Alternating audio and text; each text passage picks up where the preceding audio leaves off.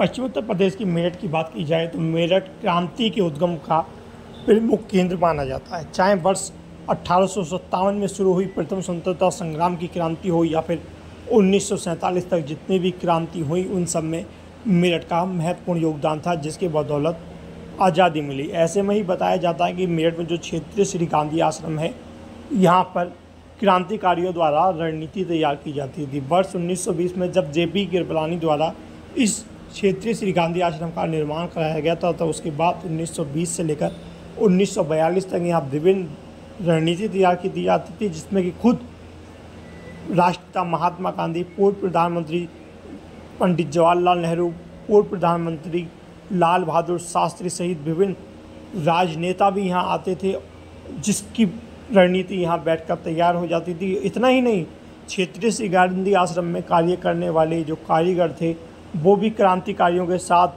बैठकों में प्रतिभाग करते थे और आज़ादी की इस मुहिम में उन्होंने महत्वपूर्ण योगदान निभाया था। ऐसे में हमारे साथ इतिहासकार डॉक्टर नवीन गुप्ता हैं। हम उनसे जानना चाहेंगे कि वह क्या बताना चाहेंगे कि किस तरीके से इस क्षेत्रीय श्री गांधी आश्रम का भी आज़ादी में अहम योगदान है। जो आपने पूछा है उसका स्पष्टीकरण नहीं हो पाएगा। आज ये गांधी आश्रम 103 वर्ष का हो गया है और 1920 में जब इसकी स्थापना हुई तो उस समय आचार्य जेवी कृपलानी, स्वयं गांधी जी और इसके अतिरिक्त स्थानीय नेता जो कांग्रेस के थे, तो वो सब यहाँ पर मौजूद थे। इनमें बाबू शिव प्रसाद गुप्ता प्रमुख रूप से, जमनालाल बजाज और सबसे अहम भूमिका रही चौधरी रघुवीर सिंह की।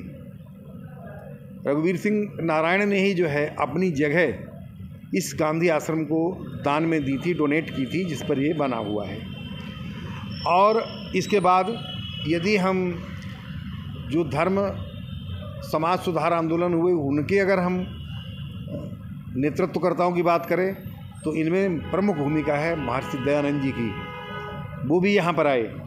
और इसके साथ साथ में जो है गोपाल कृष्ण गोखले, विवेकानंद जी, रविन्द्रनाथ टैगोर और मदन मोहन मालवीय जैसे नेताओं का भी जो है इसमें जो है आवागमन बना रहे, क्योंकि ये क्रांतिकारी गतिविधियों का केंद्र बना अपनी स्थापना के साथ ही।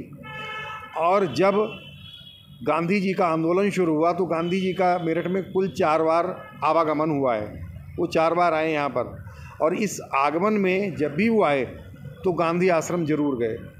बल्कि जब सबसे पहली बार वो आए हैं 1920 में, तो वो 22 जनवरी से और 30 जनवरी तक जो है लगभग 1 सप्ताह तक रुक कर के जहाँ स्वाधीनता आंदोलन को धार देते रहे, लोगों में जागृति पैदा करते रहे, वहाँ पर जो है रहकर, गांधी आश्रम पर रहकर उन्होंने जो है सारे जो क्रांतिकारी नेता थे उनसे जो है भेंट वार्ता की। और भेंट वार्ता करने के बाद वास्तव में यदि देखा जाए तो ये जो है क्रांतिकारियों की गतिविधियों का केंद्र था उस समय स्वाधीनता आंदोलन में, जहाँ पर सारी योजनाएं बनती थी, फिर उसके बाद उनको अमली जामा पहनाया जाता था।